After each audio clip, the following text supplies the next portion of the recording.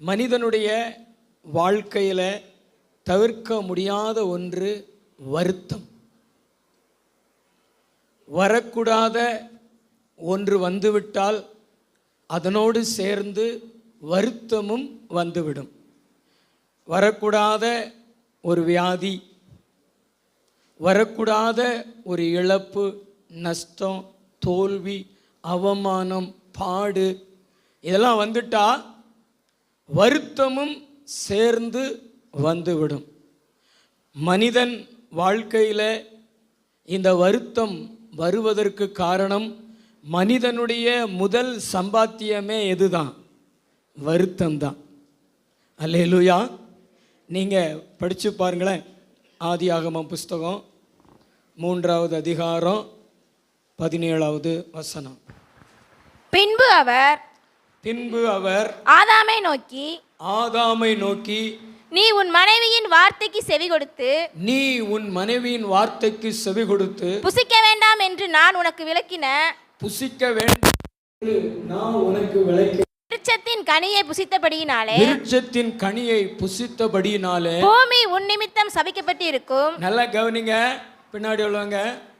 வேதவசனம் சொல்லுகிறது, பூமி உன் நிமித்தம் சபிக்கப்பட்டிருக்கும். நீ உயிரோடு இருக்கும் நாளெல்லாம் வருத்தத்தோடு அதன் பலனை புசிப்பாய். மனிதன் முதல்ல எதை சம்பாதிச்சான்? வருத்தம். சொல்லுங்களேன், வருத்தம். இப்படி மனிதனுடைய வாழ்க்கையில் வருத்தத்தை பிரிக்க முடியாத நிலை இருந்தாலும் வேதாகமம் நமக்கு சொல்லுகிறது, நம்ம வாழ்க்கையில் வந்த வருத்தத்தை நம்ம மாற்றிக்கொள்ள முடியும், இயேசு கிறிஸ்துவின் மூலமாக மாற்றிக்கொள்ள முடியும் என்று வேதம் சொல்லுகிறது. வேதாகமத்தில் நிறையா பேர் தங்களுடைய வாழ்க்கையில் வந்த வருத்தத்தை இயேசு கிறிஸ்துவின் மூலமாக மாற்றி சந்தோஷத்தையும் நன்மைகளையும் ஆசீர்வாதத்தையும் பெற்றிருக்கிறார்கள். ஆமென். ஹல்லேலூயா. கைகளை ஒருத்த ஹல்லேலூயா சொல்லுங்களா. ஹல்லேலூயா.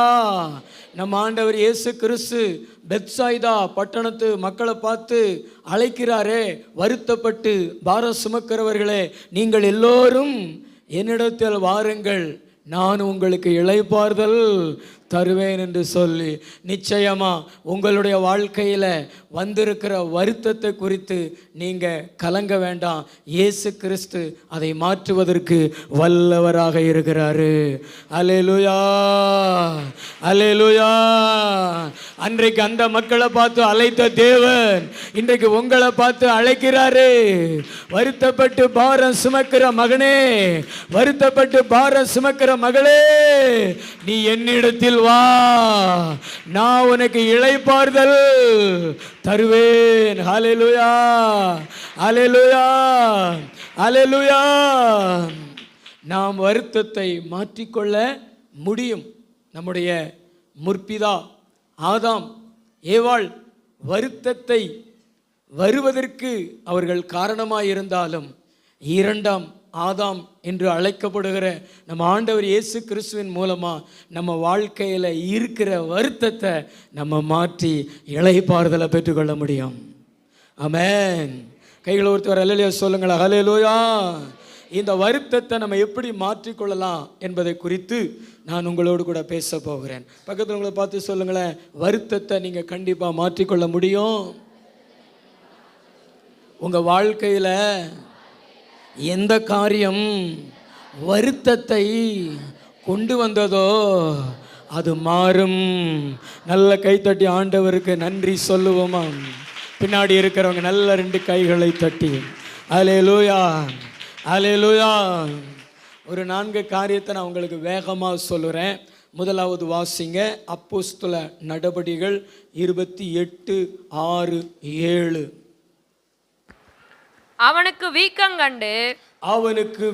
கண்டு அல்லது அவன் சடுதியாய் அவன் சடுதியாய் விழுவான், சடுதியாய் விழுந்து சடுதியாய் விழுந்து சாவான் என்று அவர்கள் பார்த்து கொண்டிருந்தார்கள். நெடுநேரமாய் பார்த்து கொண்டிருந்தோம், வெகு நேரமாய் பார்த்து கொண்டிருந்தோம். ஒரு சேதமும் அவனுக்கு வராததை கண்டபோது வேறு சிந்தையாகி இவன் தேவன் என்று சொல்லிக் கொண்டார்கள். 7வது அதிகாரம் 8வது வசனத்தை வாசிங்க. 28 புபிலியுனுடைய தகப்பன் ஜுரத்தினாலும் இரத்த பேதியினாலும் வருத்தப்பட்டு கிடந்தான். பவுல் அவனிடத்திற்கு போய் ஜெபம் பண்ணி அவன் மேல் கைகளை வைத்து அவனை குணமாக்கினான். ஹல்லேலூயா. நம்ம வாழ்க்கையில வரக்கூடாதது வந்துதான் வருத்தம் வந்துருச்சு. நம்ம வாழ்க்கையில வரக்கூடாத ஒன்று வந்துதான் வருத்தம் வந்துருச்சு. ஆனால் அந்த வருத்தத்தை போக்கக்கூடிய, வருத்தத்தை மாற்றக்கூடிய ஒன்று வந்துட்டா வருத்தம் கண்டிப்பாக என்ன செஞ்சிடும்? மாறிடும். நம்முடைய வாழ்க்கையில் வருத்தத்தை மாற்றக்கூடியது ஜெபம், தேவனுடைய கரம், தேவனுடைய வார்த்தை, ஆராதனை, குறிப்பாக தேவன். இது நம்முடைய வாழ்க்கையில் வந்துருச்சுன்னா, இதை நம்ம கொண்டு வந்துட்டோம்னா கண்டிப்பாக ஏற்கனவே நமக்குள்ளே இருக்கிற அந்த வருத்தம் போயிடும். ஆனால் நிறைய மக்கள் கொண்டு வர வேண்டியதை கொண்டு வராமல் போய்விடுகிறார்கள்.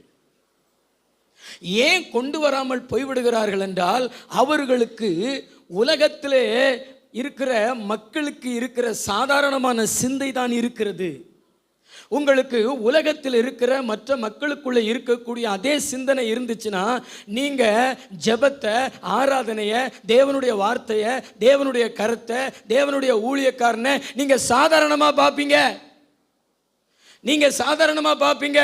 ஆனா உங்களுக்கு வேற சிந்தை இருந்துச்சு அப்படின்னா, ஜெபத்தை, ஆராதனையை, தேவனுடைய வார்த்தையை, தேவனுடைய கருத்தை, தேவனுடைய ஊழியக்காரனை சாதாரணமா பார்க்க மாட்டீங்க, தேவனுக்கோப்பா பார்ப்பீங்க, தேவனுக்கு சமமா பார்ப்பீங்க. உங்க வாழ்க்கையில கொண்டு வருவீங்க. உங்க வாழ்க்கையில வரும் பொழுது கண்டிப்பா அது எந்த காரியத்தினாலே உங்களுக்கு வருத்தத்தை கொண்டு வந்திருந்தாலும் அதை மாற்றி வருத்தத்தை நீக்கி உங்களுக்கு அற்புதத்தை கொண்டு வந்து விடும். அல்லேலூயா. கைகளை வைத்து அல்லேலூயா சொல்லுங்களேன். இன்னொரு அல்லேலூயா சொல்லுங்களேன். அல்லேலூயா. வர வேண்டியது வந்துட்டா போக வேண்டியது போயிடும். பக்கத்துவங்களை பார்த்து சொல்லுங்களேன், வர வேண்டியது வந்துட்டா. பின்னாடி உள்ளவங்க சொல்லுங்களேன், வர வேண்டியது வந்துட்டா போக வேண்டியது போயிடும். இருட்டு வந்துருச்சு. நீங்க அந்த இருட்டை எப்படி போக்குவீங்க? இருட்டு வந்துருச்சு, அதை எப்படி நீங்க போக்குவீங்க? வெளிச்சத்தை கொண்டு வருவீங்களா, அல்லது வீட்டுக்குள்ள நின்றுக்கிட்டு இருளே போன்னு சொல்லுவீங்களா? இருளே போன்னு வீட்டுக்குள்ள சொல்லிக்கிட்டு இருந்தீங்கன்னா, ரோட்ல போறவங்கெல்லாம் ஏதோ ஆகிப்போச்சு போல இந்த அக்காவுக்கு. ஹல்லேலூயா. கொண்டு வர வேண்டியதா கொண்டு வாங்க. இந்த மெலித்தா தீவு மக்கள் முதல்ல சாதாரணமான சிந்தை உள்ளவங்களா இருந்தாங்க. ரெண்டாவது வேறு சிந்தை உள்ளவங்களா மாறி கொண்டு வர வேண்டியதை வாழ்க்கையில கொண்டு வந்தாங்க. அதனால அவங்களுடைய வருத்தம் மாறினது. உங்களுக்கு இந்த சரித்திரம் தெரியும். அப்போஸ்தலனாகிய பவுலை கைதியாக இத்தாலி தேசத்துக்கு ஒரு 100க்கு அதிபதியினுடைய தலைமையில் நிறைய கைதிகளோடு கப்பல் அனுப்புறாங்க. ரொம்ப தூரம் போயிட்டாங்க. கிரேத்தா தீவு பக்கத்தில் வரும் பொழுது கொஞ்சம் அவங்களுக்கு கடல்ல போராட்டம் இருக்கிறது. மெதுவாக ஓட்டி பார்க்குறாங்க. சூழ்நிலைகள் சரியில்லாமல் இருக்குது. அப்போஸ்தலனாகிய பவுல் சொல்லுகிறாரு, நம்ம இங்கேயே கொஞ்ச நாள் தங்கிட்டு போவோம், ஏன்னா நம்ம ஜீவனுக்கு இது வருத்தத்தை கொண்டு வந்து விடும் போல தெரிகிறது, அதனால போக வேண்டாம்னு சொல்றாரு. அந்த 100க்கு அதிபதி பவுலின் வார்த்தைகளை பார்க்கிலும் கப்பலுடைய கேப்டன், கப்பலுடைய முதலாளியினுடைய வார்த்தையை அதிகமாக நம்பி கிளப்பி போகிறாங்க. புயலில் மாட்டிக்கிறாங்க. எதெல்லாம் மாட்டிக்கிறாங்க? புயலில் மாட்டிக்கிறாங்க. பல நாட்கள் அவங்க சூரியனையே பார்க்கல, சாப்பிடலை, இருக்கிறதெல்லாம் கடலில் தூக்கி போடுறாங்க. கடைசியில் பார்த்தா கப்பல் டமால் டுமில் உடஞ்சி போச்சு. எல்லாரும் என்ன செய்கிறாங்கன்னா, கப்பலில் இருக்கிற கட்டையை பிடிச்சிக்கிட்டு நீந்தி போகிறாங்க. பக்கத்தில் ஒரு தீவில் போய் சேர்றாங்க. அந்த தீவுக்கு பேர் மெலித்தா. அந்த தீவுக்கு பேர் என்ன பேர்? சீக்கிரம் மெலித்தா. நீ ரொம்ப குண்டா இருக்க, சீக்கிரம் மெலித்தா. அந்த மாதிரி ஒரு தீவுக்கு என்ன செய்கிறாங்க, போகிறாங்க. அந்த தீவார் பார்த்தீங்கன்னா அந்த மழை காலத்தில், அந்த குளிர் காலத்தில் எல்லோரும் தீ மூட்டி குளிர் காஞ்சிக்கிட்டு இருக்காங்க. அப்போ இவங்க போகும் பொழுது இவங்களை அன்போடு ஏற்றுக்கொண்டு அதில் சேர்த்துக்கிறாங்க. அப்போஸ்தலனாகிய பவுல் சரி சும்மா போய் குளிர் காயக்கூடாதுன்னு பக்கத்தில் இருக்கிற கொஞ்சம் விறகை எடுத்து அதில் போட வராரு. அதில் ஒரு விரியன் பாம்பு. ஒரு பழமொழி சொல்லுவாங்க, விதி முடிஞ்சவனுக்கு தான் விரியன் பாம்பு கடிக்கும்னு. அவர் கையில் கவிர்ச்சி விரியன் பாம்பு. அவர் அப்படியே உதறி போட்டுட்டு அந்த தீயில் வந்து கட்டைகளை போட்டுட்டு காய்ந்து கொண்டிருக்கிறாரு. மற்றவங்களாம் நினைக்கிறாங்க, இவன் சபிக்கப்பட்டவன், கடல் அலைகளுக்கு தப்புனவன், இப்போ சாக போகிறான், இன்னும் கொஞ்சம் நேரத்தில் அவன் மயங்கி விழுந்து செத்துருவான் அப்படின்னு அவங்க எதிர்பார்த்து கொண்டிருக்கையில் அவருக்கு ஒரு தீங்குமே இல்லை. அப்போ தான் அவங்களுக்கு வேறு சிந்தை உண்டாகி அவரை முந்தி சபிக்கப்பட்டவனாக பார்த்தவங்க, சாதாரணமாக பார்த்தவங்க இப்பொழுது என்ன சொல்லி கொண்டார்கள்? அவன் தேவன் என்று சொல்லி கொண்டாங்க. அந்த வேறு சிந்தை வந்த உடனே அவனை தேவனை போல பார்க்க ஆரம்பித்த உடனே ஏற்றுக்கொள்கிறாங்க. 3 நாட்கள் பட்சமாக விசாரிக்கிறாங்க. அடுத்து பார்த்தீங்கன்னா அந்த தீவினுடைய தலைவனுடைய அப்பா கடுமையான ஜுரம். இன்னொரு பக்கம் பார்த்தீங்கன்னா இரத்த பேதி. அது என்ன வியாதின்னு தெரில, ஆனால் இரத்த பேதி. ரொம்ப வருத்தம். மனுஷனுடைய வாழ்க்கையில் வரக்கூடாத வியாதி ஒன்று வந்துருச்சு அப்படின்னா நம்முடைய வாழ்க்கையில் வருத்தத்துக்கு அளவே இருக்காது. அந்த வியாதிக்காரர்கள் மாத்திரமல்ல, அவங்களை சார்ந்த அவங்களுடைய பெற்றோர், அவங்களுடைய பிள்ளைகள், உறவினர்கள் எல்லாருக்குமே வருத்தம் வந்துவிடும். இப்படிப்பட்ட ஒரு வருத்தப்பட்ட நிலையில் கிடந்த அந்த தீவினுடைய தகப்பன் மேலே அப்போஸ்தலனாகிய பவுல் ஜெபம் பண்ணி கைகளை வைத்த உடனே சுகம் கிடைச்சிருச்சு, வருத்தமும் ஓடிருச்சு. வர வேண்டியது வந்தது, கொண்டு வர வேண்டியது அந்த மக்கள் கொண்டு வந்ததுனால வருத்தத்திலிருந்து அவர்கள் விடுதலை பெற்றார்கள். ஹல்லேலூயா, ஹல்லேலூயா. நம்முடைய வாழ்க்கையிலையும் வர வேண்டியதை வரணும், கொண்டு வர வேண்டியதை கொண்டு வரணும். கொண்டு வர வேண்டியது என்ன? ஜெபம். கொண்டு வர வேண்டியது என்ன?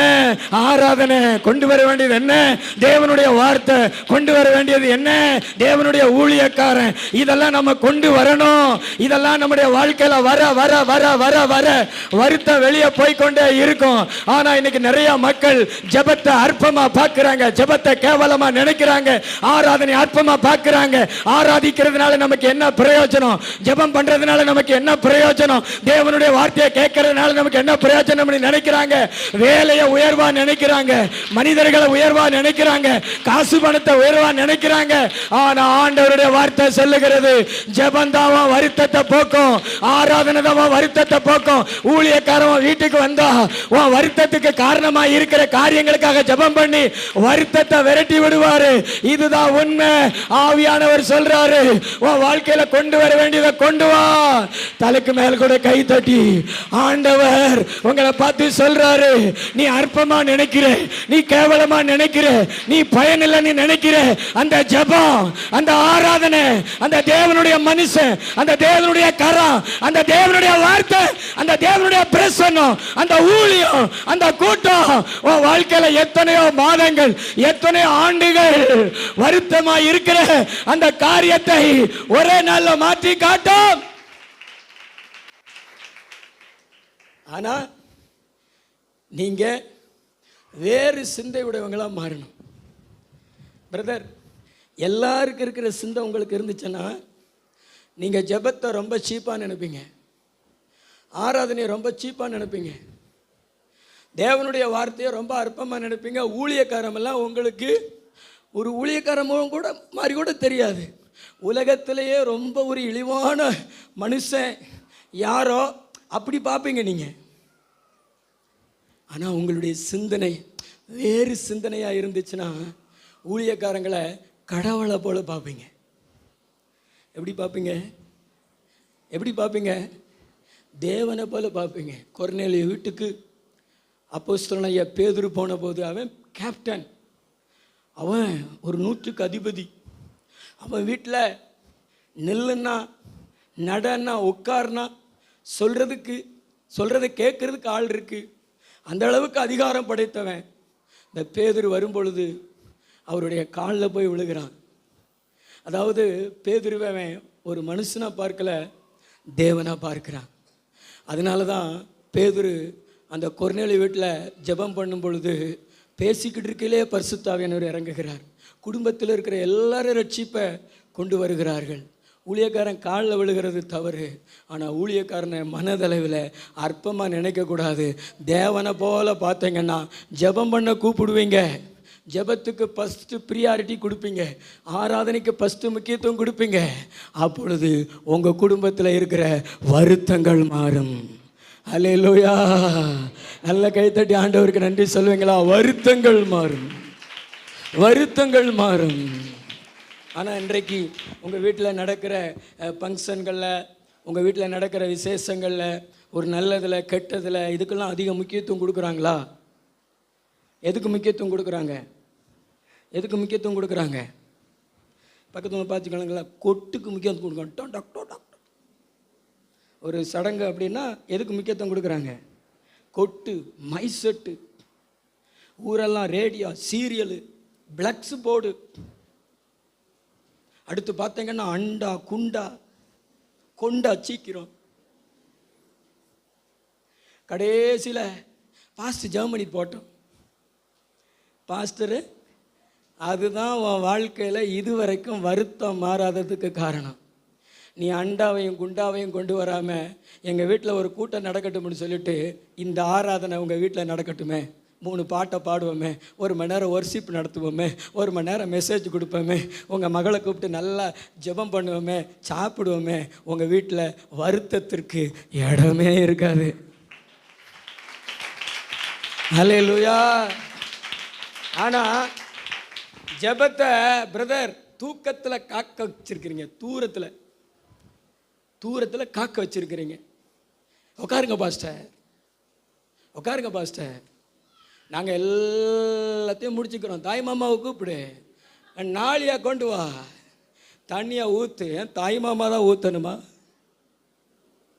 இதெல்லாம் சடங்காச்சாரியங்கள். இதெல்லாம் மனிதர்களுடைய வாழ்க்கையில் வருத்தம் வருவதற்கு காரணங்க. இந்த வருத்தம் போகணும்னா வர வேண்டிய ஜெபம் நம்ம வீட்டுக்கு வரணுங்க. ஊழியக்காரனுடைய கரங்கள் நம்ம பிள்ளைகள் மேலே வைக்கப்படணுங்க, வியாதியஸ்தர்கள் மேலே வைக்கப்படணுங்க. உங்கள் வீட்டில் யாருக்காவது பலவீனம் நோயின்னா மருத்துவமனைக்கு போகாதீங்க, மருத்துவரை கூப்பிடாதீங்க, பாஸ்டரை கூப்பிடு, ஜெபம் பண்ணுவோம்னு சொல்லிட்டு கூப்பிட்டு ஜெபம் பண்ணி பாருங்களேன். வேதம் சொல்லுகிறது, விசுவாசமுள்ள ஜெபம் பிணியாளியை ரட்சிக்கும். ஒருவன் வியாதிப்பட்டால் அவன் சபை மூப்பர்களை வரவழைப்பானாக, அவர்கள் கர்த்தருடைய நாமத்தில் எண்ணெய் பூசி ஜெபிப்பார்கள். விசுவாசம் உள்ள ஜெபம் அவனை ரட்சிக்கும், பிணியாளியை ரட்சிக்கும். கர்த்தர் அவனை எழுப்புவார். நீ எந்த வியாதி, அது மரணத்துக்கு வேதுவான வியாதி, அது கொடூரமான வியாதியாக இருந்தாலும் அதுல இருந்து இயேசுவனை ரட்சிப்பார். ஜெபம் பண்ணி பாருங்க. ஏன்னா ஜெபம் அவ்வளவு பவர்ஃபுல்லானது. அந்த தீவினுடைய தலைவனுடைய அப்பா கடுமையான ஜுரம், இரத்த பேதிங்க. ஒருவேளை அது கேன்சராக இருக்கலாம், குடல் கேன்சராக இருக்கலாம். அப்படிப்பட்ட வியாதினால் வருத்தப்பட்டு கிடக்கிறான். அப்போஸ்தலனாகிய பவுல் அப்படி தலை மேலே கை வச்சு ஜெபம் பண்ண உடனே அது சுகமாகுதே. மருந்துகளுக்கு இல்லாத, மாத்திரைகளுக்கு இல்லாத வல்லமை இயேசுவினுடைய நாமத்திற்கு உண்டு. மருந்துகள் சுகமாக்க முடியாத, மாத்திரைகள் சுகமாக்க முடியாத நோய்களை இயேசுவின் நாமம் சுகமாக்குமே. நம்புறீங்களா? இயேசுவை நம்புங்க. உங்களுக்கு வேறு சிந்தை வேண்டும், வேறு சிந்தை வேண்டும். ஜெபத்தை கேவலமா நினைக்காத, உபவாச ஜெபத்தை கேவலமா நினைக்காத, முழு இரவு ஜெபத்தை கேவலமா நினைக்காத, ஞாயிற்றுக்கிழமை ஆராதனையை கேவலமா நினைக்காத, அதை கடவுளை போல பாரு. அது கடவுள் இடத்துல பேசுறோம்னு நினைச்சு ஓடி வா. ஞாயிற்றுக்கிழமை ஆராதனையை கேவலமா நினைக்காத. ஒரு வாரம் பைபிள் ஸ்டடியை கூட அற்பமா நினைக்காத. கடவுளுடைய வார்த்தையை கேட்க போறோம். கடவுளை போல நீ நினைச்சு வாய. கண்டிப்பா கர்த்தர் சொல்றாரு, உன் குடும்பத்துல எந்த விதத்துல வருத்தம் வந்திருந்தாலும் போய்தான் ஆகணும், போயிரும். ஏன்னா உனக்குள்ள வேறு சிந்தனையே, வேறு சிந்தை இருக்கிற மனுஷனிடத்துல வருத்தத்துக்கு இடமில்லையே. நம்புனீங்கன்னா நல்ல தலைக்கு மேல கை தட்டி கொஞ்ச நேரம் அந்நிய பாஷையில நிறைஞ்சு ஜெபத்தை கேவலமா நினைக்காத, ஜெபத்தை அற்பமா நினைக்காத, ஜெபத்தை உயிர் போல நினை, ஜெபத்தை ஜீவன் போல நினை. தானியேல் ஜெபத்தை உயிருக்கு சமமா நினைச்சாரு. ஜெபத்தை ஆராதனை கேவலமா நினைக்காதீங்க.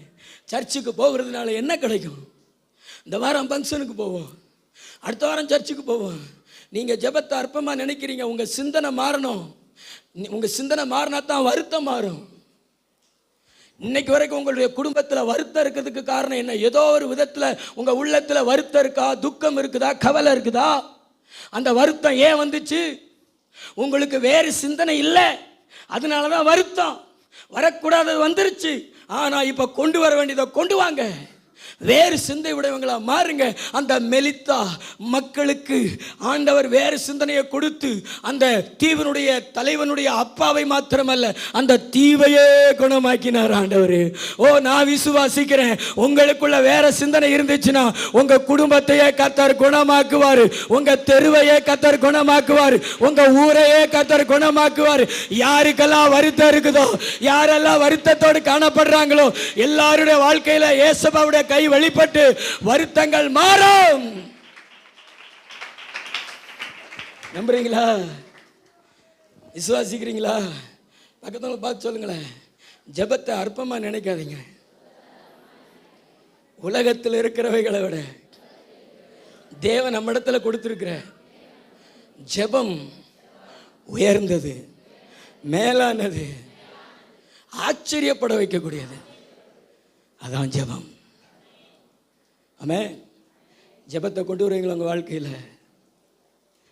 சில கல்யாணங்கள் கூட ஜெபமே இல்லாமல் முடிகிறது. அங்கே ஜெபத்துக்கே வேலை கிடையாது.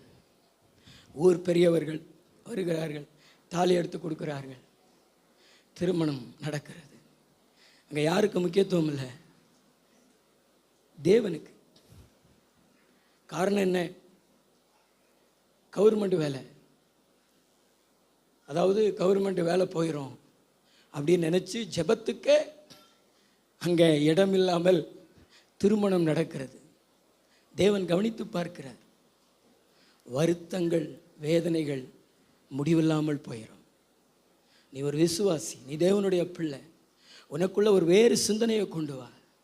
ஜெபம் இல்லாத அப்படி ஒரு கல்யாணம் வேண்டாம்னு மாலையை தூக்கி போட்டு வந்துரு. ஜெபம் வேணும், ஆராதனை வேணும். என் மேரேஜில் ஒரு பிரசங்கம் நடக்கணும், என் மேரேஜில் தேவன் வரணும். அதுதான் முக்கியத்துவம். அப்படிப்பட்ட கல்யாணம் தாங்க ஆசீர்வாதமாக இருக்கும். ஆண்டவருக்கு முக்கியத்துவம் கொடுங்க. வேறு சிந்தனையை நீங்கள் பெற்றுக்கொள்ளுங்க. இந்த வேறு சிந்தனையை பெற்றுக்கொள்ளணும்னா தேவன் அவரை உண்மையாக தேடுற, அவரை உண்மையாக நேசிக்கிற, அவருடைய பிள்ளைகளுடைய வாழ்க்கையில் அவருடைய நடத்துதல், ஊழியக்காரங்களை தேவன் நடத்துகிற விதம், அதெல்லாம் யோசித்து பார்க்க வேண்டும். ஆமென். நீங்கள் வாசித்து பாருங்களேன். அப்போஸ்தலர் 28:4. அப்போஸ்தலர் 28:4. விஷப்பூச்சி அவன் கையிலே தொங்குகிறதை, விஷப்பூச்சி அவன் கையிலே தொங்குகிறதை அந்நியராகிய அந்த தீவார் கண்டபோது, அந்நியராகிய அந்த தீவார் கண்டபோது, இந்த மனுஷன் கொலைபாதகன், இந்த மனுஷன் கொலைகாரன், இதற்கு சந்தேகமில்லை, இதற்கு சந்தேகம் இல்லை, இவன் சமுத்திரத்திற்கு தப்பி வந்தும் பலியானது இவனை பிழைக்க ஒட்டவில்லை என்று தங்களுக்குள்ளே சொல்லிக் கொண்டார்கள். அவன் அந்த பூச்சியை தீயிலே உதறி போட்டு ஒரு தீங்கும் அடையாதிருந்தான். தேவன் அவருடைய ஊழியக்காரங்களுடைய வாழ்க்கையில செய்கிற அந்த செயல்களை நீங்க சிந்தித்து பாருங்க. நீ பயந்து நடுங்குகிற, நீ பயந்து அலறுகிற அந்த பேயை அவர் தலைமையில கை வச்சு ஜெபம் பண்ணி இயேசுவ நாமத்தினால பா அப்படின்னா ஓடுது. ஆனால் அந்த ஊழியக்காரனை நீங்கள் எப்படி நினைக்கிறீங்க சொல்லுங்களேன்? அவருடைய வாழ்க்கையில் மற்றவங்களுக்கு வருகிற சோதனைகள் வருது, ஆனால் தீங்கு இவரை துக்கப்படுத்த முடியலை. மற்றவங்களுடைய வாழ்க்கையில் அதே தீங்கு துக்கப்படுத்திடுது. இவங்களை ஆண்டவர் தப்பு வச்சுறாரு, இவங்களை ஆண்டவர் பாதுகாத்துறாரு, மரணத்தை ஜெயிக்க வைக்கிறாரு. இதெல்லாம் யோசித்து பார்த்தால் தானே வேறு சிந்தனை உண்டாகும். இதெல்லாம் யோசித்து பார்த்தா தானே வேறு சிந்தனை உண்டாகும். நீங்க எப்பொழுதுமே அதை சிந்திக்கிறது இல்லை. தேவன் நடத்துகிற விதம், நம்முடைய ஊழியத்தை தேவன் நடத்துகிற விதம், ஊழியக்காரனை தேவன் நடத்துகிற விதம், ஊழியக்காரருடைய குடும்பத்தை தேவன் நடத்துகிற விதம், ஊழியத்தில் தேவன் செய்கிற செயல்கள், தேவனுடைய பிள்ளைகள் உண்மையாக அவரை நேசிக்கிற, உண்மையாக அவரை தேடுற பிள்ளைகளுடைய வாழ்க்கையில் அவருடைய நடத்துதலின் விதம், பைபிளில் அவரை தேடின பிள்ளைகளுடைய வாழ்க்கையில் தேவன் நடத்தின விதம், இதெல்லாம் யோசித்து பாருங்க. 40 வருஷமா வனாந்தரத்தில் பகலில் மேக ஸ்தம்பமா, இரவில் அக்கினி ஸ்தம்பமா தன் ஜனங்களை நடத்தினாரு. ஒரு குறைவில்லாமல் நடத்தினாரு. கால் வீங்காம, செருப்பு கிளியாம ஆண்டவர் நடத்தினாரு. செங்கடலை பிளந்த ஆண்டவர் வழி நடத்தினார். இதெல்லாம் யோசிச்சு பார்த்தீங்கன்னா உங்களுக்கு சாதாரண சிந்தனை வராதுங்க. உங்களுக்கு ஆண்டவருடைய காரியங்களை குறித்துதானே ஒரு உயர்ந்த சிந்தனை வரும். உங்களுக்கு ஜெபிக்கணும்னு தோணும். நீங்க ஜெபத்தை அழைப்பீங்க, நீங்களும் ஜெபத்துக்கு வருவீங்க, ஆண்டவருடைய வார்த்தையை கேட்பீங்க, ஆராதிப்பீங்க. கண்டிப்பா சொல்றேன், உங்க வருத்தத்துக்கான காரியங்களை நீங்க மாத்திடுவீங்க. நீங்க தேவன் நடத்தின விதம், தேவன் நடத்துகிற விதத்தை யோசித்து பாருங்க, சிந்தித்து பாருங்க. எதிர்மறையாவே சிந்திக்கிறது, அற்பமாவே சிந்திக்கிறது. ஆனால் ஆண்டவர் ஒரு வித்தியாசம் வச்சிருப்பார். உங்கள் வாழ்க்கையில வித்தியாசம் வச்சிருப்பார். உங்களுக்கு நடந்த விபத்து வேற ஒருத்தனுக்கு நடந்திருக்கு, ஆனால் செத்து போயிருக்கான். நீங்கள் பொழைச்சிருக்கீங்களே, நீ தேடினது விருதாவா, நீ தேடினது வேஸ்டா? அதெல்லாம் யோசித்து பாருங்க. உங்க வாழ்க்கையில தேவன் உங்களை நடத்தின விதத்தை யோசித்து பாருங்க. ஒரு காலத்தில் எவ்வளோ கஷ்டத்தில் இருந்தீங்க, கண்ணீரில் இருந்தீங்க, வறுமையில் இருந்தீங்க. ஆனால் இன்றைக்கு ஆண்டவர் உங்களை ஆசீர்வச்சிருக்கிறாரு, உங்கள் பிள்ளைகளை ஆசீர்வச்சிருக்கிறாரு, பெருக பண்ணியிருக்கிறாரு, குறைச்சா வச்சிருக்கிறாரு. யோசித்து பாருங்க. அப்போ தான் நமக்கு வேறு சிந்தனை உருவாகும். இந்த வேறு சிந்தனையை நீங்கள் கொண்டு வந்துட்டீங்கன்னா கண்டிப்பாக உங்களுடைய வாழ்க்கையில் இருக்கக்கூடிய வருத்தத்தை மாற்றிக்கொள்வீங்க. ஆமே. 2 கைகளை ஒரு தலையிலையா சொல்லுவீங்களா? சத்தமாக ஒரு அலையிலையா சொல்லுங்க. குறைவு நம்முடைய சிந்தனையில் தான், ஆண்டவர் இடத்துல கிடையாது. பக்கத்துவங்களை பார்த்து சொல்லுங்களேன், நம்ம வாழ்க்கையில் வருத்தத்துக்கு காரணம் நம்முடைய சிந்தனையில் தான். இதை மாற்றிட்டோம்னா வருத்தங்கள் மாறிடும். நல்லா கைத்தட்டி ஆண்டவருக்கு நன்றி சொல்லுவீங்களா? அல்லேலூயா. நல்ல 2 கையை தட்டி இயேசுவே நமக்கு ஸ்தோத்திரம் ஸ்தோத்திரம் சொல்லுங்களேன். வாலிப பிள்ளைகள் சொல்லுங்களேன். வராது. ஊழியக்காரனை வீட்டுக்கு கூப்பிட்டு ஜெபிக்கிறதுக்கு அவ்வளவு யோசனையாக இருக்கும் மக்களுக்கு. வீட்டுக்கு வந்தால் காணிக்க கொடுக்கணுமே, நீ 100 ரூபா காணிக்க பார்க்குற, ஆனால் அதை விட பெரிய நஷ்டத்தை நீ சந்திச்சிடுறிய. வருத்தத்தை உண்டாக்குற காரியம் நடந்துருது. ஒரு ஊழியக்காரன் உங்கள் வீட்டுக்கு வந்தால் உங்கள் பிள்ளைகளோடு பேச, பிள்ளைகளை விசாரிக்க, பிள்ளைகளுக்கு ஆலோசனை சொல்ல, பிள்ளைகளுக்கு தலைமையில் கை ஜெபிக்க ஒரு வாய்ப்பு கிடைக்குமே. ஆனால் கதை உடைச்சிடுறது. சிந்தனை சரியில்லாதனால தான் கதை உடைச்சிடுறீங்க. கதை உடைக்கக்கூடாது. மற்றதுக்கெல்லாம் கதை விட, ஊழியக்காரனுக்கும் ஊழியத்துக்கும் வீட்டை திறந்து கொடு. ஏசுனார் உன் நடுவில் உன்னை உன் குடும்பத்தையும் வாழாக்காமல் தலையாக்கிடுவார், கீழாக்காமல் மேலாக்கிடுவார் ஆண்டவர். ஆமே. நிறைய பேருக்கு அந்த ரெவலேஷன், அந்த வெளிப்பாடுகள் இல்லை. அற்பமாகவே பார்க்கிறது, மாமிசத்திலே பார்க்கிறது. அதனால தான் வர வேண்டியதை வர வைக்கிறது கிடையாது. வரக்கூடாதது வந்துடுது. துக்கம் வந்துடுது, வருத்தம் வந்துடுது, கண்ணீர் வந்துடுது, ஏதோ ஒரு விதத்தில் வந்துடுது. இந்த மெலித்தா தீவுக்கு அன்னைக்கு அப்போஸ்தலனாகிய பவுலை அவங்க அனுமதிக்காமல் இருந்திருந்தாங்கன்னா அங்கே வருத்தம் மாறி இருக்காதே. ஆண்டவர் உங்கள் வீட்டுக்கு ஊழியக்காரனை அனுப்புவது ஊழியக்காரனை நீங்கள் போஷிக்கிறதுக்காக அல்ல. ஊழியக்காரன் மூலமாய் உங்களை தேவன் நேசிப்பதற்கு தான் ஊழியக்காரனை அனுப்புகிறார்.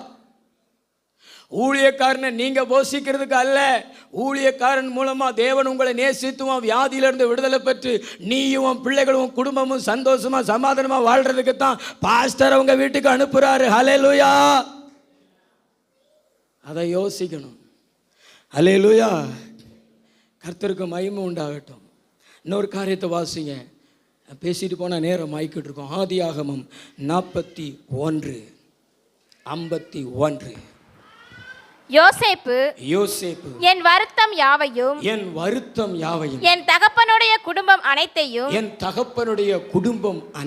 நான் மறக்கும்படி தேவன் பண்ணினார் என்று சொல்லி மூத்தவனுக்கு மனாசே என்று பெயரிட்டான். நான் சிறுமைப்பட்டிருந்த தேசத்தில் தேவன் என்னை பழுக பண்ணினார் என்று சொல்லி இளையவனுக்கு எப்ராயிம் என்று பெயரிட்டான். நல்லா கவனிங்க.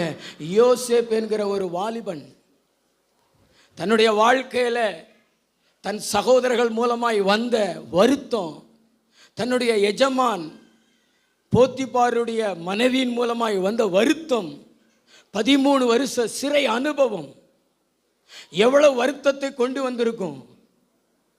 செய்யக்கூடாத தவற, அதாவது செய்யாத தவற செய்தான் என்று சொல்லி 13 வருஷம் சிறையில் போட்டிருக்கிறாங்க. உங்களையெல்லாம் செய்யக்கூடாத தவற நீ செஞ்சேன்னு சொன்னா பொங்கி எழுந்துருவீங்க அல்லவா? அப்படித்தானே பிரதர்? அப்படித்தானே? பொங்கி எழுந்துருவீங்கல்ல, ஒரு ரணகலத்தை உண்டாக்கிடுவீங்க, நான் செய்யலை அப்படி சொல்லிட்டு. ஆனால் அந்த போத்திபாருடைய மனைவியை காட்டி கொடுக்காம 13 வருஷம் சிறையில் தான் செய்யாத தவறுக்கு இந்த சிறையை அனுபவிக்கிறேன்னு எவ்வளவு வருத்தத்தை, எவ்வளவு கண்ணீரை, எவ்வளவு கவலையை அந்த யோசேப்பு அனுபவித்திருப்பார். ஆனால் ஒரு நாள் அவருடைய வாழ்க்கையில் இருந்த வருத்தம் மறக்கப்பட்டது. தேவன் மறக்க வைத்தார். ஒரு புதிய நன்மையை கொடுத்தார். மனாசே என்கிற ஒரு பிள்ளையை கொடுத்தார். அந்த பிள்ளைக்கு பேர் வைக்கிறாரு. மனாசே என்றால் என்ன அர்த்தம் தெரியுமா? என் வருத்தத்தை தேவன் மறக்க பண்ணினார்னு சொல்லிட்டு அந்த பிள்ளைக்கு பேர் வைக்கிறாரு. யோசேப்புக்கு இருந்த வருத்தம் மறைந்து போனது. யோசேப்புக்கு இருந்த வருத்தம் மறந்து போனது. அந்த தேவன் உங்களுடைய வாழ்க்கையில் சிறு வயதில் இருந்தோ அல்லது இளமையான வயதில் இருந்தோ அல்லது திருமணம் செய்த பின்போ ஏதோ ஒரு விதத்தில் நீங்கள் வருத்தத்தை ரொம்ப காலமாக அனுபவிச்சுக்கிட்டு இருந்திருக்கலாம். ஆனால் பரிசுத்த ஆவியானவர் உங்களை பார்த்து சொல்றாரு, உன் வருத்தத்தை நான் உன்னை மறக்க செய்வேன், உனக்கே அது மறந்து போயிடும். அந்த அளவுக்கு வருத்தமே இல்லாதபடிக்கு உன் வாழ்க்கையை நான் சுத்திகரிப்பேன், உன் வாழ்க்கையில் ஒரு மாற்றத்தை கொண்டு வருவேன்னு சொல்கிறாரு. யோசேப்பினுடைய வாழ்க்கையில நான் ஒரு மாற்றத்தை கொண்டு வந்தது போல உன்னுடைய வாழ்க்கையில் ஒரு மாற்றத்தை கொண்டு வருவேன். இனி வருத்தம் வந்தாதானே உனக்கு நினைவுக்கு வரும். அதாவது நான் சொல்றத கவனிங்களேன். ஒன்றை நம்ம மறந்து போயிருப்போம், புதுசாக ஒன்று நம்ம வாழ்க்கையில் வருத்தத்தை கொடுக்கக்கூடிய ஒன்று நடந்த உடனே மறந்து போனதுன்னு நினைப்பு வந்துடும். தெரியுமா உங்களுக்கு? எத்தனை பேருக்கு அந்த அனுபவம் இருக்கிறது? அதாவது இப்போ ஒரு வருத்தத்தை உண்டாக்கக்கூடிய ஒரு காரியம் நடக்குன்னா இது பழசையும் நினைப்பூட்டிடும். ஆனால் யோசேப்பினுடைய வாழ்க்கையில் அதை அப்படியே மறக்க வச்சுட்டார் ஆண்டவர். அதுக்கு காரணம் என்ன தெரியுமா? இன்னொரு வசனத்தை வாசிங்களா. ஆதியாகமம் புஸ்தகம் 41வது அதிகாரம் 45வது வசனம். மேலும் பார்வோன் யோசேப்புக்கு சாப்நாத் பன்னேயா என்கிற பெயரையிட்டு ஓன் பட்டணத்து ஆசாரியன் ஆகிய போத்திபிராவின் குமாரத்தி ஆகிய ஆஸ்நாத்தை அவனுக்கு மனைவியாக கொடுத்தான். யோசேப்பு எகிப்து தேசத்திலிருந்து சுற்றி பார்க்கும்படி புறப்பட்டான்.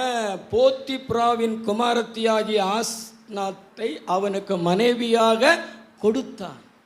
பக்கத்துல பார்த்து சொல்லுங்களேன். ஆஸ்நாத்தை பார்வோன் மனைவியாக கொடுத்தான்.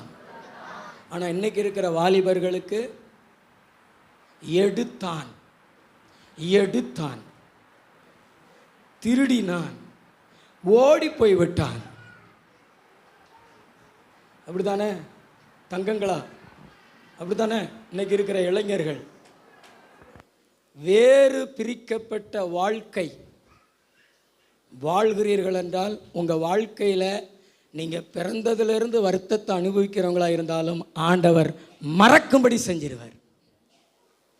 மற்றவங்க வாழ்கிறது போல, இந்த உலகத்து மனிதன் வாழ்கிறது போல, ரட்சிக்கப்படாதவன் ஆண்டவர் அறியாதவன் வாழ்கிறது போல நீயும் வாழ்ந்தேனா அது வேறு பிரிக்கப்பட்ட வாழ்க்கை அல்ல, அவனுடைய வாழ்க்கையை போல அல்ல. தேவன் என்னை எப்படி நடத்துகிறாரோ, அவருடைய சத்தியம் எப்படி நடக்க வேண்டும் என்று சொல்லுகிறதோ அப்படி நம்முடைய வாழ்க்கையை நம்ம அமைத்துக் கொண்டால் அதுதான் வேறு பிரிக்கப்பட்ட வாழ்க்கை. பக்கத்தில் பார்த்து சொல்லுங்களேன், உன் கூட படிக்கிறவங்க போலவே உன் வாழ்க்கை இருக்கக்கூடாது, சினிமாவில் நடிக்கிறவங்க போலவே உன் வாழ்க்கை இருக்கக்கூடாது. நல்லா சத்தமாக சொல்லுங்களேன், கத்தி சொல்லுங்களேன், காதல் திருமணம். இதெல்லாம் எங்கே பைபிளில் போட்டிருக்குது காதல் திருமணம் பண்ணலாம்னு? ஆண்டவர் ஆதாமுக்கு ஒரு ஏவலைத்தான் அவனை தூங்க வச்சு அவன் விலா எலும்புலேருந்து எடுத்து கொடுத்தாரு. ஆண்டவர் முன்னாடி கொண்டு வந்து நிறுத்தும் போது தான் அந்த ஏவாளை அவன் பார்த்தான். அதுக்கு பிறகு ஆண்டவர் அதுக்கு முன்னாடி அவனை நித்திரை அடைய பண்ணிட்டார், தூங்க வச்சுட்டார். நம்மளும் தூங்கிக்கிட்டு இருக்கணுங்க தம்பி, நீயும் தூங்கிக்கிட்டு இருக்கணும். உன் வாழ்க்கை துணை உன் கண்ணில் தெரியக்கூடாது. அது தேவன் உனக்கு முன்னாடி கொண்டு வந்து படார்னு நிறுத்தணும், ஆச்சரியப்படணும் நீ. ஆனால் படிக்கிற பள்ளிக்கூடத்தில், காலேஜில், பஸ்ஸில், வேலை செய்கிற இடத்துல, சர்ச்சில் ஓரக்கண்ணால் ஒளிஞ்சு பார்த்து, பைக்கில் பின்னாடி சுற்றி, ஆனால் மணமேடையில் பார்த்தீங்கன்னா புது ட்ரெஸ் எல்லாம் போட்டு அப்படி புதுசு மாதிரி இருப்பாங்க. ஆனால் அது பழசு, ஏற்கனவே பைக்கில் சுற்றினது. அது பார்க்கில் போய் உட்காந்து பல மணி நேரங்களை செலவழிச்சது. ஆனால் இங்கே வந்தோடனே மணமடையில் புதுசு. அது புதுசு இல்லை, அது பழசு. ஆவியானவர் சொல்கிறாரு, யோசேப்பினுடைய வாழ்க்கையில் அழகு இருந்துச்சு, பதவி இருந்துச்சு, ஞானம் இருந்துச்சு. அவன் நினச்சிருந்தா நான் என் இஷ்டப்படி திருமணம் பண்ணுவேன்னு சொல்லிட்டு எத்தனை பெண்களினாலும் அவன் திருமணம் செய்திருக்க முடியும், ஆசை இச்சைகளை நிறைவேற்றி கொண்டிருக்க முடியும். ஆனால் அவனுக்குள்ள பாவத்தை குறித்து ஒரு எண்ணம் இருந்துச்சு. இத்தனை பெரிய பொல்லாங்குக்கு உடன்பட்டு தேவனுக்கு விரோதமாக நான் பாவம் செய்வது எப்படி? ஒவ்வொரு வாலிபனுக்குள்ளே, ஒவ்வொரு வாலிப பிள்ளைகளுக்குள்ளேயும் வர வேண்டிய வார்த்தை, இத்தனை பெரிய பொல்லாங்குக்கு உடன்பட்டு தேவனுக்கு விரோதமாய் பாவம் செய்வது எப்படி? பாவத்தை குறித்து உங்களுக்குள்ள இருக்க வேண்டியது அது தேவனுக்கு விரோதமானது, அது பெரிய பொல்லாங்கு அப்படிங்கிற ஒரு எண்ணம், அப்படிப்பட்ட ஒரு காரியம் உங்க இருதயத்தில் இருந்துச்சுன்னா அதுதாங்க பிரித்தெடுக்கப்பட்ட வாழ்க்கை, அதுதான் வேறு பிரிக்கப்பட்ட வாழ்க்கை. நம்புனீங்க? நல்ல கை தட்டி ஆண்டவருக்கு நன்றி சொல்லுங்க. அப்படிப்பட்ட உங்களுடைய வாழ்க்கை தான் வருத்தம் இல்லாம இருக்கும், கவலை இல்லாம இருக்கிற வருத்தமும் மாறி போயிடும். வாலிபத்தில் வேறு பிரிக்கப்பட்ட வாழ்க்கை வாழு சகோதரா. இன்னொருத்தன மாதிரி உலகத்தான் மாதிரி முடிவெட்டாத, உலகத்தான் மாதிரி ஆடை உடுத்தாத, உலகத்தான் மாதிரி வாழாத, மதுபானம் அருந்தாத, பீடி குடிக்காத, தண்ணி அடிக்காத. வேறு பிரிக்கப்பட்ட வாழ்க்கை. நான் யோசேப்பு சொல்ல, நான் யோசேப்புன்னு சொல்ல. கர்த்தர் உனக்காக அரியணைய வச்சிருப்பாரு, அரியணை உனக்காக காத்திருக்கும். நீ யோசேப்பா வளர வளர வளர, நீ யோசேப்பா வாழ வாழ வாழ உன் அரியணையில யாரும் போய் உட்கார முடியாது. பார்வோனுக்கு பக்கத்தில் ஆண்டவர் யோசேப்புக்கு ஏற்படுத்தின அதே அரியணையில ஆண்டவர் உன்னை கொண்டு போய் உட்கார வைப்பாரு. 17 வயசுலயே வேறு பிரிக்கப்பட்ட வாழ்க்கைங்க. அவன் கூட பிறந்தவங்க 12 பேரு, எல்லாம் ஆடு மேய்க்கிறவங்க. யோசேப்பினுடைய தகப்பனாருடைய மறுமனையாட்டி பிள்ளைகள் பில்கால், சில்பால், இவருடைய பிள்ளைகள் துன்மார்க்கத்தனத்தில் ஈடுபடுவாங்க, சண்டை போடுவானுங்க, திருடுவானுங்க, ஆட்டடிச்சு தும்பானுங்க. யோசேப்பு அவங்க கூட சம்மந்தம் வைக்க மாட்டார், ஒத்து போக மாட்டார். அவனுங்க என்னென்னலாம் செய்கிறானுங்கன்னு பார்த்து அப்படியே அப்பாட்ட வந்து ஒப்பிச்சிருவார். 17 வயசு. ஆனால் யோசேப்பு பாவத்துக்கு ஒத்து போகல. அந்த 17 வயசுல ஒரு பிரித்தெடுக்கப்பட்ட வாழ்க்கை வாழ்ந்த யோசேப்பை சிந்தனையில் வச்சாரு. இந்த உலகத்தை காப்பாத்துறதுக்கு, இந்த எகிப்தை காப்பாத்துறதுக்கு, இந்த கானான் மக்களை காப்பாத்துறதுக்கு, இந்த இஸ்ரவேல் ஜனங்களை காப்பாத்துறதுக்கு நான் தெரிந்து கொண்ட பாத்திரம் இவன் தான் சொல்லிட்டு தூக்குனாரு, அரியணையில உட்கார வச்சாரு. இந்த வாலிப வயசுல யாரையும் ஏமாத்தி வாழாத, யாருடைய பாவத்துக்கு ஒத்து போய் வாழாத, பாவ பாவத்தை உன் இருதயத்துல சம்மதிக்காத.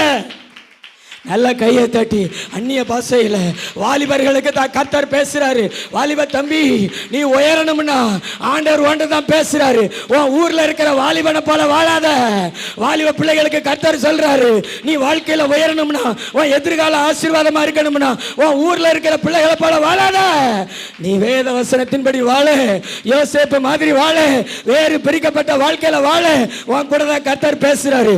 உன் கூட தான் கர்த்தர் பேசுறாரு. உன் வாழ்க்கையை ஆசீர்வதிக்கணும்னு நினைக்கிறாரு. நான் சொல்றது நிறைய பேருக்கு காதுல ஏறல போல. ஆவியானவர் உன்னை பார்த்து தான் சொல்றாரு, நீ வேறு பிரிக்கப்பட்ட வாழ்க்கை வாழு. உன் வாழ்க்கையை வேறு விதமா ஆசீர்வதிப்பாரு. ஆமே, வித்தியாசமா இருங்க, டிஃபரன்ஸா இருங்க. எல்லாரும் மாதிரி இருக்காதீங்க. ஆண்டவர் உங்களை உயர்த்துவார், ஆசீர்வதிப்பார். இந்த வேறு பிரிக்கப்பட்டவங்களுடைய வாழ்க்கையில் நீங்கள் திருமணம் செய்தவங்களாக இருக்கலாம், சகோதரர்களாக இருக்கலாம், சகோதரிகளாக இருக்கலாம், வயசானவங்களாக இருக்கலாம், அல்லது வாலிப பிள்ளைகளாக இருக்கலாம்.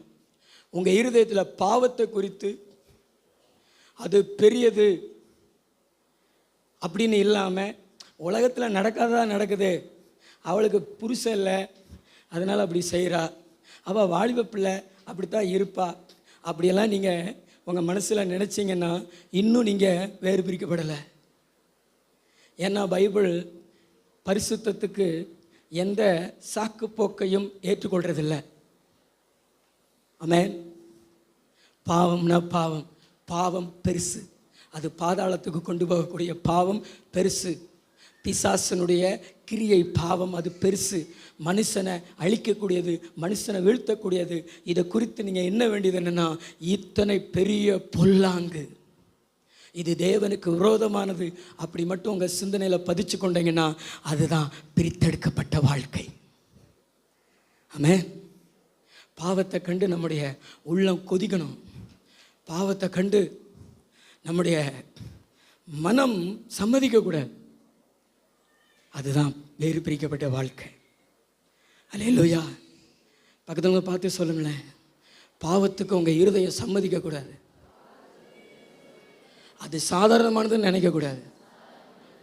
உலகம்னா அப்படி தான் இருக்கும், ஆண்கள்னால் அப்படி தான் இருப்பாங்க, வாலிபர்கள் தான் அப்படி தான் இருப்பாங்க அப்படின்னு நினைக்கக்கூடாது. ஏன்னா வேதம் அப்படி சொல்லலை. இத்தனை பெரிய பொல்லாங்குக்கு உடன்பட்டு தேவனுக்கு விரோதமாக பாவம் செய்வது எப்படின்னு கேட்டார் ஒருத்தர். இளையகுமாரன் அப்பாட்ட வந்து தகப்பனிடத்துல வந்து சொல்கிறார், ஆண்டவரே தகப்பனே, உமக்கு விரோதமாகவும் பரத்துக்கு விரோதமாகவும் நான் பாவம் செஞ்சேன் அப்படி சொல்கிறார். அதாவது இந்திய தேசத்துக்கு விரோதமாக ஒரு தேச துரோக குற்றம் நம்ம செஞ்சோம்னா நம்மளை இந்திய அரசாங்கம் நம்மளை தண்டிக்கும். நம்ம தேசத்துக்கு விரோதமான காரியத்தை நம்ம செஞ்சிடக்கூடாது. மற்ற காரியங்கள் தேசத்தினுடைய சட்ட திட்டங்களின்படி நம்மளுக்கு தண்டனை கொடுப்பாங்க. ஆனால் பக்கத்து நாடுகளோடு கூட தொடர்பு வைத்து கொண்டு இங்கே இருக்கக்கூடிய இராணுவ ரகசியங்களை சொல்லிவிட்டு அந்த மாதிரி ஒரு காரியத்தை செஞ்சோம்னா தேச துரோக வழக்கு போட்டு நம்மளை நிரந்தரமாக ஜெயிலில் அடைச்சிருவாங்க. அதே மாதிரி பரலோகத்துக்கு ஒருத்தன் துரோகம் செய்கிறவன் யார் அப்படின்னா, இந்த பூமியில் பாவம் செய்கிறவன். பரத்துக்கு விரோதமாகவும் தேவனுக்கு விரோதமாகவும் பாவம். ஆண்டவர் சொல்கிறாரு, பாவத்தை சாதாரணமாக நினைக்காதீங்க, பாவத்தை பெருசாக பாருங்கள், பாவத்தை பெருசாக நினைங்க, அதை தொடாதீங்க. ஆமென். பக்கத்தில் பார்த்து சொல்லுங்களேன், பாவத்தை பெருசாக பாருங்கள், சாதாரணமாக நினைக்காதீங்க. அது சின்னது மாதிரி தான் வரும். அது தீ மாதிரி, ஸ்பார்க்கு மாதிரி. சின்னோண்டு தீ தான் ஒரு பெரிய ஜவுளி கடையே என்ன செஞ்சிடும், எரிச்சிடும். சின்னோண்டு தீ தான் ஒரு பெரிய பஸ்ஸே எரிச்சிடும். சின்னோண்டு தீ தான் ஒரு ட்ரெயினையே எரிச்சிடும். அதே மாதிரி தான் உங்கள் பிள்ளைகளோட வாழ்க்கையில் ஒரு சின்னோண்டு பாவம் தான், ஆனால் ஒரு பெரிய பாதிப்பை கொண்டு வந்துடும். அதை அனுமதிக்காதீங்க. பாம்பும் பாவமும் ஒன்று, பாம்பும் பாவமும் ஒன்று. பாம்பு நம்ம வீட்டுக்குள்ளே இருந்தால் எவ்வளவு ஆபத்தோ, பாம்பு உங்கள் சட்டப்பைக்குள்ளே இருந்தால் எவ்வளவு ஆபத்தோ. பாம்பை பாக்கெட்டில் போட்டுட்டு பரவலாக நடப்பீங்களா பால் எபினேசர்? அதே மாதிரி பாவத்தை பாக்கெட்டில் போட்டுட்டு பரவலாக நடப்பீங்களா? கண்டிப்பாக உங்களை தீண்டும். அதை சாதாரணமாக நினைக்காதீங்க. இயேசுநாதர் அதற்காக சிலுவை சுமந்து ரத்தத்தை சிந்தி உயிரையே கொடுத்து நம்மளை மீட்டிருக்கிறார் அதில் இருந்து. ஆனால் அதை நம்ம வேஸ்ட்டு பண்ணிடக்கூடாது. நாம் வேறு பிரிக்கப்பட்ட ஒரு வாழ்க்கை வாழும். அல்லேலூயா. எல்லாரையும் மாறி அல்ல, எல்லாரையும் மாறி அல்ல, எல்லாரையும் மாறி அல்ல. நான் இப்படித்தான் இருப்பேன், வேதவசனத்தின்படி தான் வாழ. அப்படி வேறு பிரிக்கப்பட்ட வாழ்க்கை வாழுங்க, கடவுள் உங்களோடு இருப்பார். மூன்றாவது ஒரு கருத்து வாசிங்களேன். சங்கீதம் 127:3. இதோ இதோ பிள்ளைகள் கர்த்தரால் வரும் சுதந்திரம், பிள்ளைகள் கர்த்தரால் ஒரு சுதந்திரம், கற்பத்தின் கனி, கற்பத்தின் கனி, அவரால் கிடைக்கும் பலன், அவரால் கிடைக்கும் பலன்.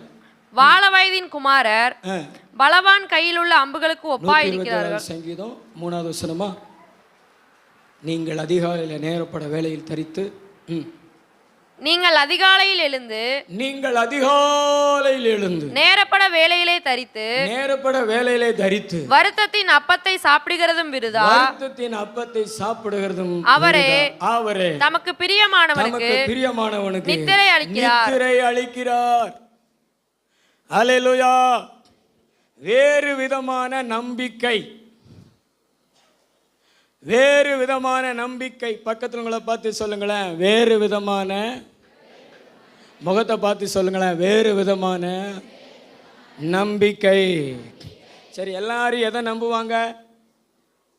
எல்லாரும் எதன் மேலே நம்பிக்கை வச்சிருப்பாங்க? எல்லாரும் எதன் மேலே நம்பிக்கை வச்சிருப்பாங்க தம்பிங்களா? படிப்பு, வேலை, பணம், மனுஷர்கள், உறவினர்கள், பதவி, இதன் மேலெல்லாம் நம்பிக்கை வச்சுருப்பாங்க. ரட்சிக்கப்படாதவங்க, ஆண்டவரை அறியாதவங்க இதன் மேலெல்லாம் நம்பிக்கை வச்சுருப்பாங்க. ஆனால் அவங்கள மாதிரியே நீங்கள் நம்பிக்கை வச்சுருந்தீங்கன்னு வச்சுங்களேன், வேலையை நம்பி இருந்தீங்கன்னா, காசு பணத்தை நம்பி இருந்தீங்கன்னா, மனுஷர்களை நம்பி இருந்தீங்கன்னா, அது வேறு நம்பிக்கை கிடையாது. அது சாதாரணமாக உலகத்தில் இருக்கிற மக்களின் நம்பிக்கை. ஆனால் மற்றவர்கள் நம்பிக்கை வைக்கிறதன் மேலே நம்பிக்கை வைக்காம நம்ம தேவன் மேலே நம்பிக்கை வைக்கிறோம் பார்த்தீங்களா? தேவன் மேலே நம்பிக்கை வைக்கிறோம் பார்த்தீங்களா? அதுதான் வேறு விதமான நம்பிக்கை. நம்ம தேவன் மேலே நம்பிக்கை வைக்கிறோம் பார்த்தீங்களா? அதுதான் வேறு விதமான நம்பிக்கை. வேலை, பணம், மற்ற காரியத்தின் மேலே நமக்கு நம்பிக்கை இருக்காது. நமக்கு நம்பிக்கை தேவன் மேலே இருக்கும். தேவன் தான் வேலை கொடுத்தார், ஸ்தோத்திரம். தேவன் தான் வேலை செய்ய பலன் கொடுக்குறாரு, ஸ்தோத்திரம். தேவன் தான் பணம் கொடுத்தாரு, ஸ்தோத்திரம். தேவன் தான் பிள்ளைகள் கொடுத்தாரு, ஸ்தோத்திரம். தேவன் தான் உறவினர்கள் கொடுத்தாரு, ஸ்தோத்திரம்னு சொல்லிட்டு கர்த்தருக்குள்ளே அவங்கள நேசிப்போம். கர்த்தருக்கு மேலே கொண்டு போய் வைக்க மாட்டோம். வேலைக்காக, பதவிக்காக, படிப்புக்காக இயேசுநாதரை தள்ள மாட்டோம். இயேசுநாதரை விட்டுட்டு போக மாட்டோம்.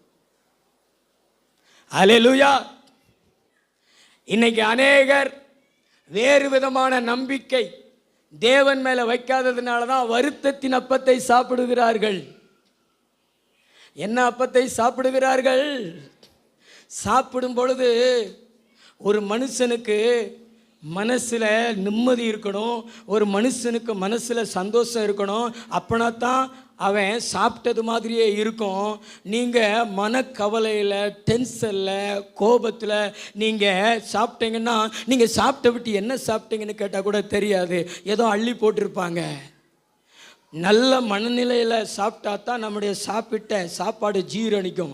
அதனால தான் பாருங்களேன், பெரிய பெரிய ஹோட்டல்கள் எல்லாம் முன்னாடி இருந்தது மாதிரி அந்த ஹோட்டல் அறைகளை வைக்காமல் நல்ல கூரையில் போட்டு 3 டேபிளை போட்டு அப்படியே அங்கங்கே உட்கார்ற மாதிரி, இயற்கை காற்று வர்ற மாதிரிலாம் வச்சுருப்பாங்க. ஏன்னா சாப்பிடும்போது நல்ல மனநிலை இருக்கணும் அப்படி சொல்லிட்டு. இப்படியெல்லாம் வச்சா கூட நமக்கு நல்ல மனநிலை இருக்காது. தேவன் நம்முடைய வாழ்க்கையில் இருக்கக்கூடிய வருத்தத்தை மாற்றினா தாங்க நமக்கு நல்ல மனநிலை இருக்கும். நிம்மதியாக சாப்பிட வைப்பார், நிம்மதியாக சாப்பிட வைப்பார். ஆண்டவர் நிம்மதியாக சாப்பிட வைக்கிற தேவனாக இருக்கிறாரு. வருத்தத்தின் அப்பத்தை சாப்பிட வைக்க மாட்டார், நம்மளை நிம்மதியாக சாப்பிட வைப்பாரு. நிம்மதியா சாப்பிட வைக்கிற தேவன் நம்முடைய தேவாதி தேவன். உன் மனசுல இருக்கிற மன கவலைகளையும் மன கஷ்டத்தையும் கண்ணீரையும் ஆண்டவர் மாற்றி உனக்கு நிம்மதியான ஒரு சாப்பாடு தேவன் கொடுப்பாரு, சாப்பிட வைப்பாரு. நல்லா கைத்தட்டி ஆண்டவருக்கு நன்றி சொல்லுங்களேன். அந்த வேறு நம்பிக்கை வைத்திருக்கிறவங்க யார் அப்படின்னா, அதிகாலையில் எந்திரிச்சு வீட்டுக்குள்ளே பானை சட்டியை உருட்டுறவங்க கிடையாது. வேலைக்கு போகணும், சாப்பாடு ஆக்கணும் அப்படிங்கிறவங்க கிடையாது. அதிகாலையில் நேரப்பட வேலையில் தரிக்கிறவங்க கிடையாது. அதிகாலையில் நேரப்பட ஆண்டவருடைய பாதத்தில் வந்து ஜெபிக்கிறவங்க, ஆராதிக்கிறவங்க. யாரெல்லாம் அதிகாலையில் ஆண்டவருக்காக எழுந்திருக்கிறார்களோ அவங்களுடைய வாழ்க்கையில வருத்தம் வருவதற்கு இடமில்லை. ஆண்டவர் வருத்தத்தின் அப்பத்தை சாப்பிட விட மாட்டாரு. நீ சாப்பிட்டீனா இளைப்பாறுதலோடு, சந்தோஷத்தோடு, களிப்போடு, மகிழ்ச்சியோடு தான் சாப்பிடுவேன். ஏன்னா ஆண்டவர் ஓ மனநிலையில் அவருடைய அதிகாரத்தையும் அவருடைய ஆசீர்வாதத்தையும் அவருடைய கிருபைகளை வச்சு துக்கத்தை மாத்திடுவாரு, வருத்தத்தை மாத்திடுவாரு. ஆனா நீங்க அதிகாலையில் ஆண்டவருக்காக எழுந்திருக்காம உங்களுடைய வேறு காரியங்கள் மேல நம்பிக்கை வச்சிருக்கீங்க பார்த்தீங்களா, அதுக்காக எழுந்து நீங்க அதுக்காக பிரயாசப்பட்டீங்கன்னா வருத்தத்தை வா, வருத்தமே வா அப்படின்னு கூப்பிடுறீங்கன்னு அர்த்தம். அது வந்து உங்களுடைய மனசை ஆக்கிரமிப்பு செய்யும். நீங்க வருத்தத்தின் அப்பத்தை தான் சாப்பிடுவீங்க. இரவுல தூங்கும் போது நிம்மதியான தூக்கம் இருக்காது. தூங்குறதுக்கு கூட நமக்கு இயேசு தேவை. தெரியுமா உங்களுக்கு? பக்கத்துல பார்த்து சொல்லுங்களேன், தூங்குறதுக்கு கூட நமக்கு இயேசு தேவை. கையை பிடிச்சு சொல்லுங்களேன், நீ நிம்மதியா தூங்கணும். இன்னைக்கு நிறைய பேர் தூங்குறாங்க.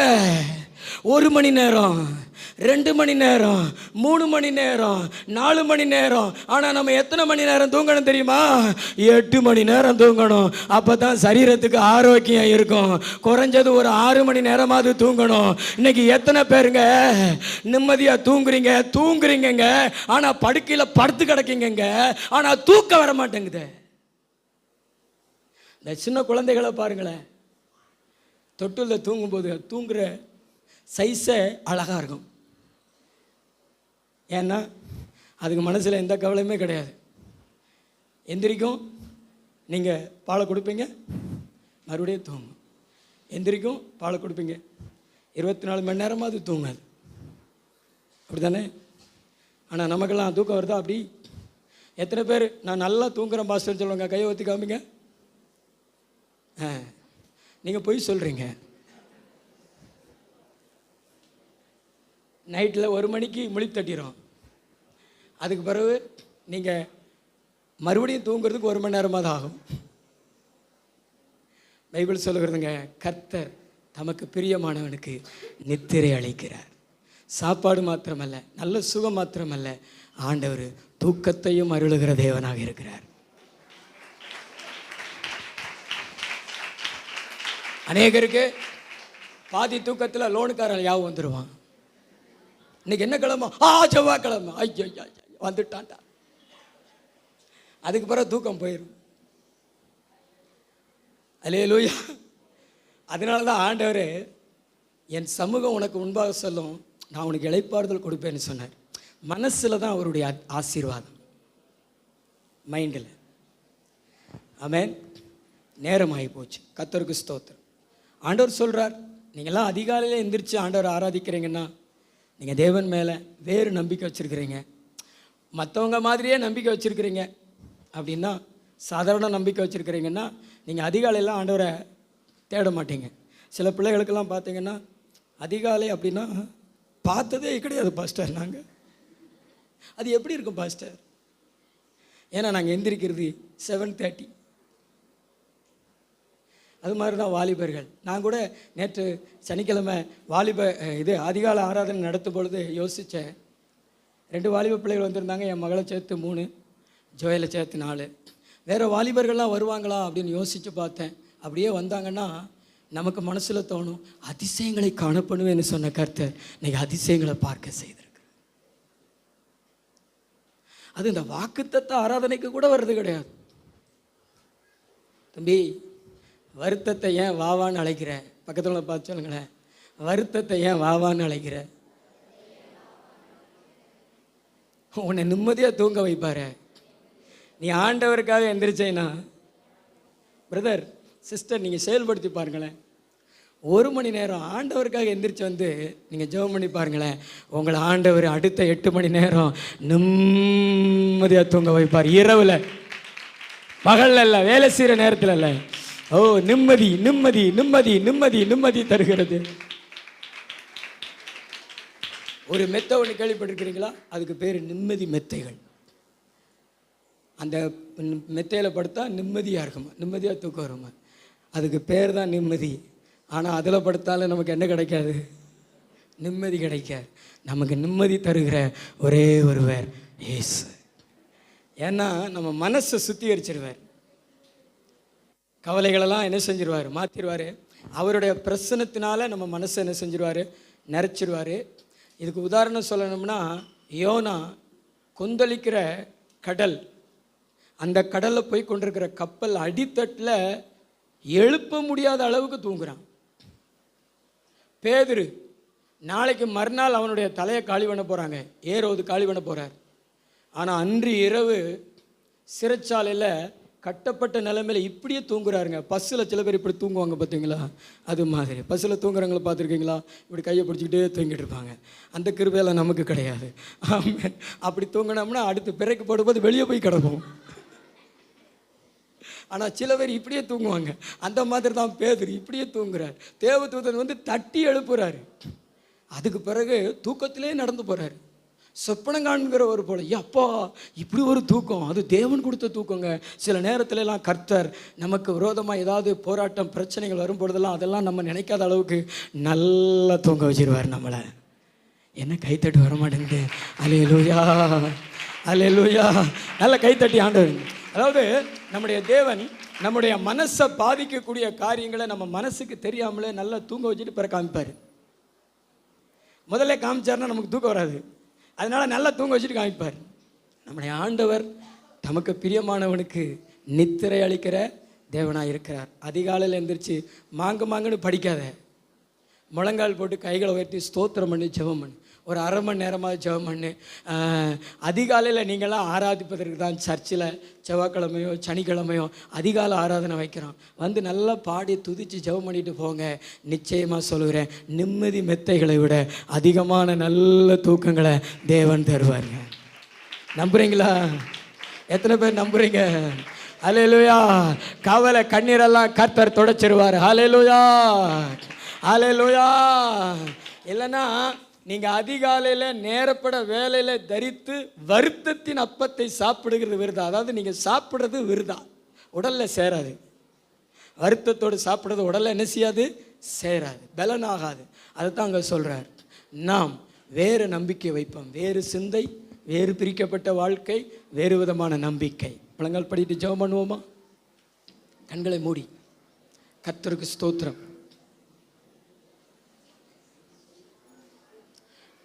கர்த்தருக்கு மகிமை உண்டாகட்டும்.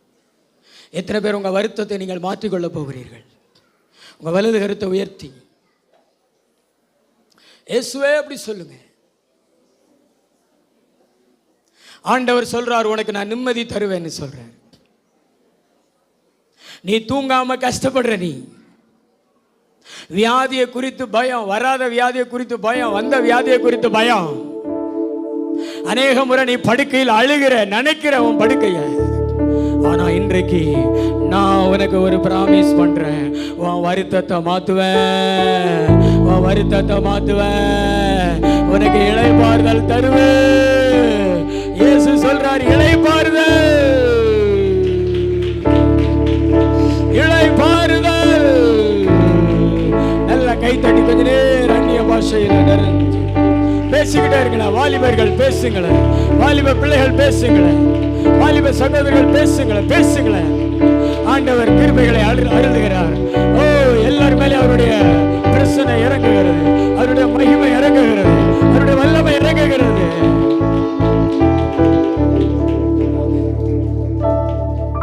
அதிகாலையில் எத்தனை பேர் ஆலயத்தில் வந்து ஆராதிப்பீங்க, வீட்டில் ஜெபிப்பீங்க? உங்க கை வைத்து காமிங்கள, ரெண்டு கை கூட உயர்த்தி காமிங்க. கர்த்தர் கரத்தை பார்க்கிறாரு, அவனை ஆசீர்வதிக்கிறார். எத்தனை பேர் பிரித்தெடுக்கப்பட்ட வாழ்க்கை வாலிப பிள்ளைகள்? ரெண்டு கைகளை உயர்த்தி காமிங்கள. யோசேப்பு மாதிரி தான் என்னுடைய திருமண வாழ்க்கை இருக்கும். எத்தனை வாலிபர்கள் சொல்லுவீங்க? நல்ல ரெண்டு கைகளை உயர்த்தி உங்க கரங்களான பார்க்க வேறு சிந்தனை, உங்க கரங்களை தேவன் பார்க்கிறார். நல்ல கைத்தட்டி கர்த்தருக்கு ஸ்தோத்திரங்களை சொல்லுங்க. நல்ல 2 கையை தட்டி இயேசுவே.